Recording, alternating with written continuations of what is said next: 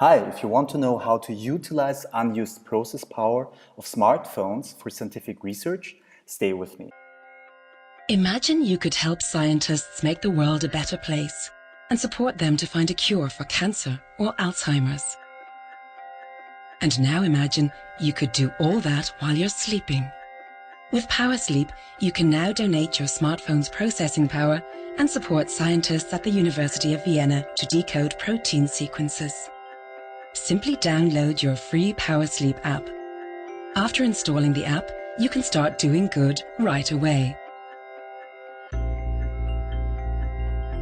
Connect your smartphone to the power cord and activate Wi-Fi. To keep things simple, Power Sleep works just like an alarm clock. Simply set your alarm before going to bed. Only when your battery is fully charged will your smartphone receive a small data packet which it processes and sends back, until the alarm wakes you up. That way, you can be assured that your device will be ready for the next day. When you're connected to a Wi-Fi network, Power Sleep is free of charge. The app only uses your smartphone's hardware and does not access any of your personal contacts, photos, or messages. Download Power Sleep now and become part of a supercomputer to serve a greater good.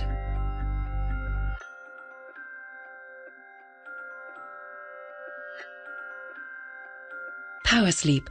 Do good while you're sleeping. Download for free on Google Play.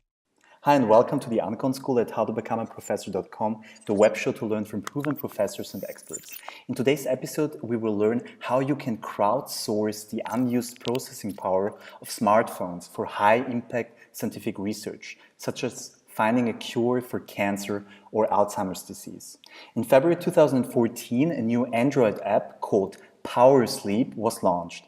The app Power Sleep enables easy donation of mobile phones' unused computer power to scientific research when going to sleep. For this episode, I've invited the scientific leader and head behind this project, University Professor Thomas Rattay. Since March 2010, Professor Rattay is full professor for in silico genomics and head of the division for computational systems biology at the Faculty of Life Sciences at the University of Vienna in Austria. Professor Rattay, thank you very much for taking your time. I know you're super busy and I really appreciate it. Thank you.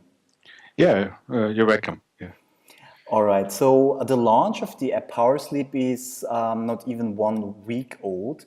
And do you have any numbers on how many people have downloaded the app worldwide since launch? Yeah, actually, the app was launched in Austria, and all the media campaign is still restricted to Austria, although the press releases were internationally distributed. And what we currently see that today we have exceeded the number of 40,000 mobile devices, Wow. mainly smartphones and tablets, of course, participating in this project, which is great. And the big majority of them are actively contributing. So they just didn't only download the app, but also they are using it for scientific computing. So this is a much faster and much better start that we all have, we all have expected, and we are really surprised about the very good response actually in the community. All right, congratulations to that success so far. Professor Reiter, could you share with us in more detail what is the science behind this app and what does this app exactly do and how does it benefit scientific research? Yeah, the science behind is computational biology. You know that nowadays there's a lot of data actually collected in biology to understand living systems, to understand their lifestyles, to understand diseases. And we've learned in the last years that in particular diseases, complex diseases in humans, are much more complicated than we initially thought. So it's not just one gene that is just damaged and then disease is caused. It's all about the interplay between complex networks of biomolecules. And one of the most important type, or actually the most important type in terms of the function in our cells, are the proteins. So actually we are made of proteins and all our life is actually based on proteins. And we humans have actually more than 20,000 genes encoding for proteins. All these genes have, or most of these genes have many variants. So there are many 10,000s of different variants of proteins. And just if they don't work together as they should, then it might be that this causes a disease. And so the entire project that we maintain is about the knowledge about proteins. So we have dedicated the SciMap database that we maintain to the proteins and actually to all proteins that have been discovered and described so far. So all of these proteins are analyzed in this community or in this volunteer computing project in terms of their similarity, which is the first level by which we can connect evolutionary related proteins, which is one of the very fundamental principles in biology, to connect proteins that share the same evolutionary history.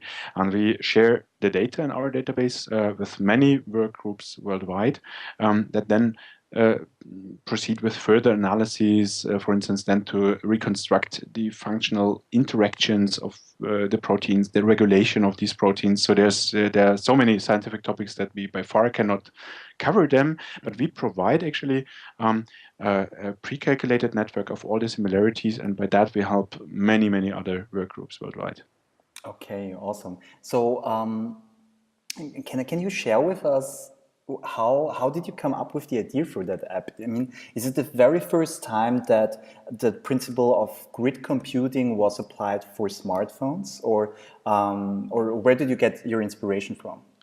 The general inspiration is 10 years old, and I would like to start with that. It's actually the idea of utilizing this unused computer power actually for biocomputing, actually for biological database management.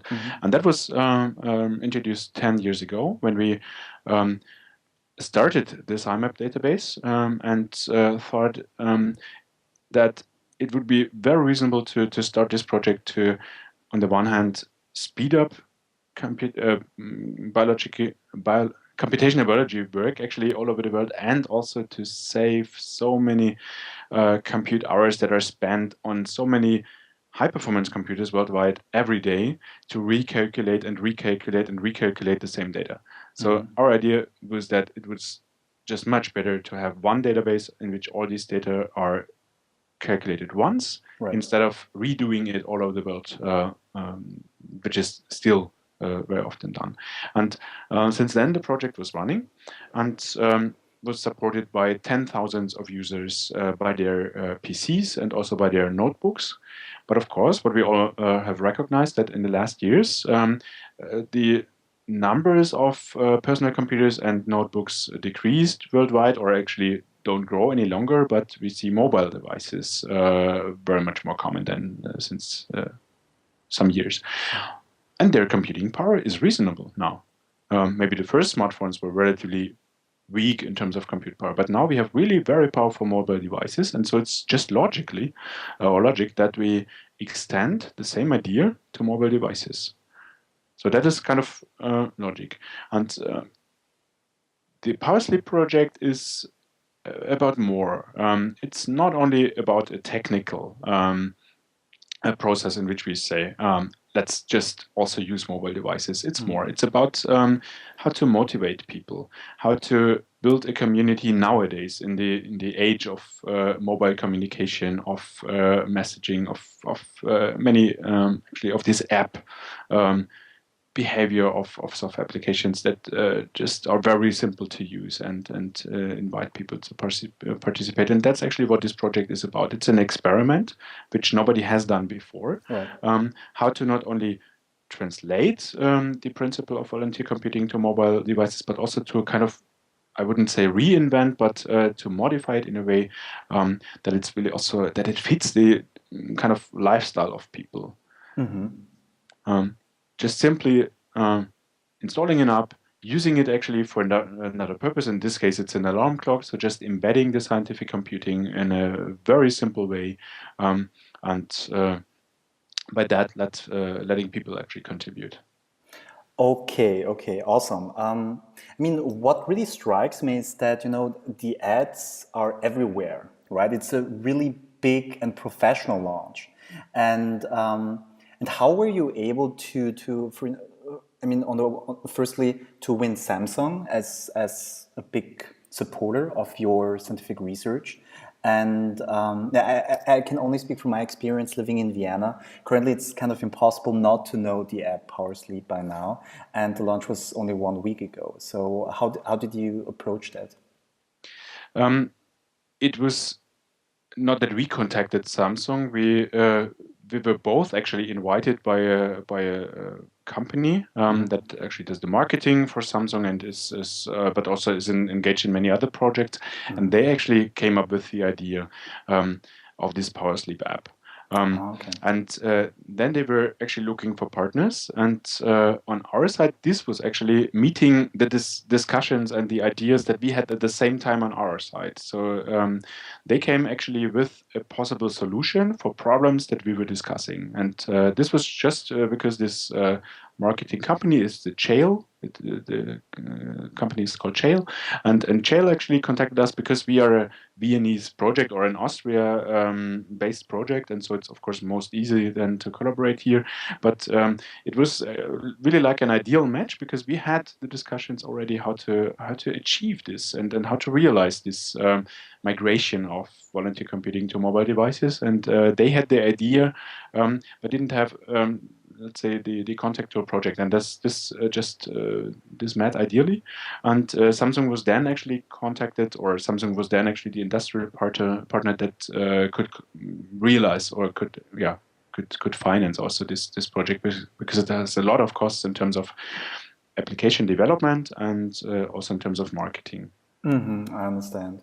I mean, what would you have done if this marketing company hadn't approached you in the first place? I mean, what would be other solutions? The alternative solutions are existing and are existing for a little bit longer already. This is the Boeing application on Android. So actually, there is an application that already was the basis actually for the personal computer and notebook-based volunteer computing, and this was ported to Android. But the problem is nowadays that only a relatively small user group knows about that that application, so it's not so popular, and it was also not so well tested so far. But of course, we were doing that testing. We were porting the science application then to Android, so this was all done. But I have to say that the support from Samsung really sped up this project. Otherwise, we would have needed at least, I think, a year for that, and with the support and also the financial support for the developers, everything was very much faster than we could have achieved it by ourselves. Right. Okay. Very interesting. I mean, what would you recommend should other scientists do if they really want to apply grid computing and if they want to pull off a more or less similar project like you? What are the steps they need to take? First is that's fundamental to this idea is a very careful analysis of the problem, because not all scientific problems and not all computational problems, I would say only a small minority actually of scientific and computational problems are really suitable for that approach, because the problem needs to be a massive problem that can be split into many small chunks of work. And because that's the basis for the communication between the server on our side and the participating devices on the user side, because we send work units, we send small files that are just in the range of some megabytes or 1 megabyte, approximately that size. So you need to have scientific problems that can be split into many work units, so really many million work units of a small size. And this is even more complicated because these work units, when they are calculated, they don't have any contact to results from other work units. So all these calculations need to be independent from each other, which is, for instance, definitely totally unrealistic for, let's say, climate research or particle physics and or other physical problems, for instance, in which highly parallel processing is needed. And that is what volunteer computing can never realize, at least not with the technologies that we have nowadays. with relatively slow data connections via Wi-Fi or via 3G. There's a local calculation of the results, but there's no connection to other computers possible to share intermediate results, for instance. Okay. And so that really is a limitation, a very fundamental principle limitation to that approach. But fortunately, actually, for our problem, for the comparison between protein sequences, this is not a problem at all, because we have so many pairs of protein sequences that are just to be calculated pairwise that, for us it was ideal.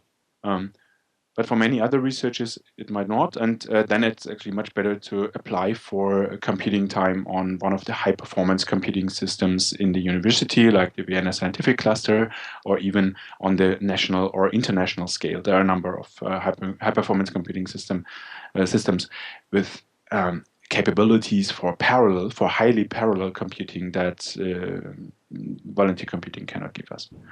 Okay, I understand. But if a scientist comes to the conclusion, or a project comes to the conclusion that the project is suitable for this,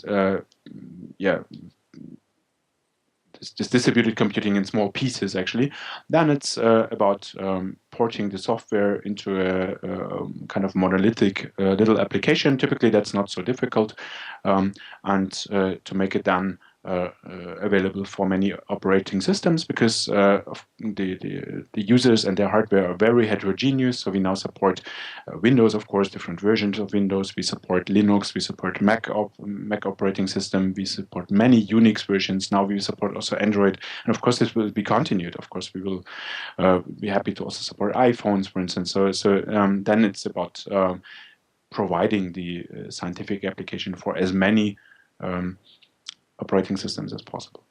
Okay, incredible. What is the future timeline now? So you launched the app, and now you have this processing power, and is there a critical mass that you need to meet, or the more the better naturally? And what can you do with that processing power in the end, or what are you trying to achieve in the end? There are two aims, actually. One aims, that's a unlimited aim. So with the help of the volunteer computing, we maintain the database. And every month, we calculated just a current average of 60,000 new proteins per day that are discovered worldwide or described worldwide. So every month, 1 million protein sequences is added to the database, and these need to be compared to all existing entries in the database to provide this general picture about the relatedness of the proteins. So the further maintenance is an aim that we can never achieve, because there will be never, at least what we expect, there will be never a plateau reached at which we know all proteins. I think we will still then see many individual variants that have never been seen before.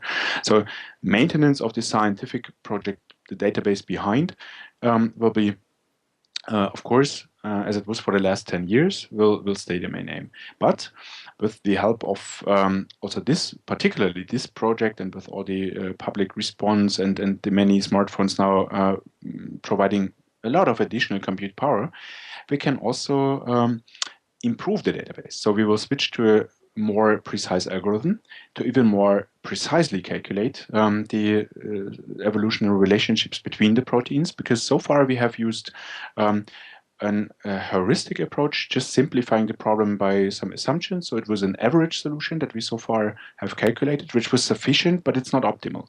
And we would now actually like to transform the database to a more precise calculation. For that, the entire data set needs to be recalculated, and that's the aim for this year. So we would like to at least get most of the databases, most of the proteins in the database recalculated and upgraded to the new algorithm by the end of the year. That's what many colleagues will really benefit from. So they're really waiting for this better quality data actually from us, and with the help of Boeing and the community, I think we can achieve that. Okay, incredible. Professor Reiter, thank you so much for the opportunity to learn from you. If you guys want to support Professor Reiter's very important research, you only have to do one simple thing: download the app Power Sleep on the Play Store, and go to bed. That's it. So if you guys like this episode and if you want to learn more actionable episodes with proven professors and experts, please subscribe to our YouTube channel and visit us at howtobecomeaprofessor.com. Lastly, I want to know from you guys if you have any ideas how you could utilize that kind of grid computing for your own research. Share your thoughts inside the comment section below the video. Thank you very much. Professor Reiter, thank you so much. Yeah, thank you so much. It was really a pleasure.